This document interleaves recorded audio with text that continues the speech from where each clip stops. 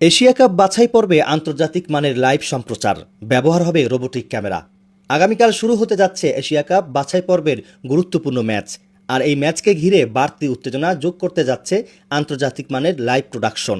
খেলাধুলার সম্প্রচারে দেশে এই প্রথমবারের মতো ব্যবহার করা হচ্ছে অত্যাধুনিক রোবোটিক ক্যামেরা, যা সম্পূর্ণভাবে বল ও খেলোয়াড়দের ট্র্যাক করতে সক্ষম হবে। জাতীয় স্টেডিয়ামের ভিতরে ইতিমধ্যেই আনা হয়েছে এই প্রযুক্তি, যা ম্যাচ চলাকালীন সময়ে বিভিন্ন অ্যাঙ্গেল থেকে খেলাকে উপস্থাপন করবে এক নতুন রূপে। দর্শকরা পাবে মসৃণ, গতিশীল এবং সিনেমেটিক ভিউ, যা আন্তর্জাতিক ম্যাচগুলোর অভিজ্ঞতা এনে দেবে ঘরে বসেই। আয়োজকরা জানিয়েছেন, আমরা চেয়েছি আন্তর্জাতিক মানের প্রযুক্তি ব্যবহার করে দর্শকদের ভিন্ন মাত্রার অভিজ্ঞতা দিতে। রোবোটিক ক্যামেরা ব্যবহারের মাধ্যমে খেলাটি আরও প্রাণবন্ত ও বিশ্লেষণযোগ্য হয়ে উঠবে। প্রযুক্তি নির্ভর এই সম্প্রচার কেবল দর্শকদের জন্যই নয়, বিশ্লেষকদের জন্যও হবে দারুণ সহায়ক, বিশেষ করে ম্যাচ পরবর্তী পারফরমেন্স রিভিউ ও হাইলাইট তৈরিতে। এশিয়া কাপ বাছাই পর্বে এমন প্রযুক্তির যুক্ত হওয়া নিঃসন্দেহে দেশের ক্রীড়াঙ্গনের জন্য একটি বড় অগ্রগতি এবং ভবিষ্যতের ম্যাচগুলোতে উন্নত সম্প্রচারের নতুন দ্বার খুলে দিচ্ছে।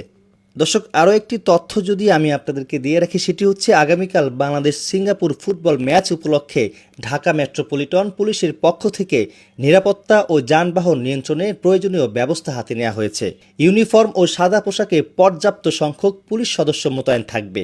এছাড়া সার্বিক নিরাপত্তার জন্য বিশেষ পরিস্থিতি মোকাবেলায় সবসময় প্রস্তুত থাকবে ডিএমপির বোম ডিসপোজাল ইউনিট।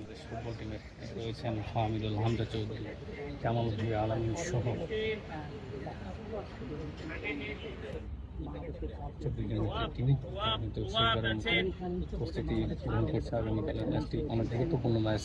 এই ম্যাচটি ইতিমধ্যেই পুরো মাঠ করার নিরাপত্তা বলয় তৈরি করা হয়েছে এবং সর্বশেষ মাঠ থেকে আপনাদেরকে বাংলাদেশ টিমের প্রস্তুতি দেখাচ্ছিলাম। আর আমরা দেখছি যে হামজা চৌধুরী কিন্তু প্রস্তুতি গ্রহণ করছেন আগামীকালকার ম্যাচের জন্য। এই ছিল সর্বশেষ প্রস্তুতি।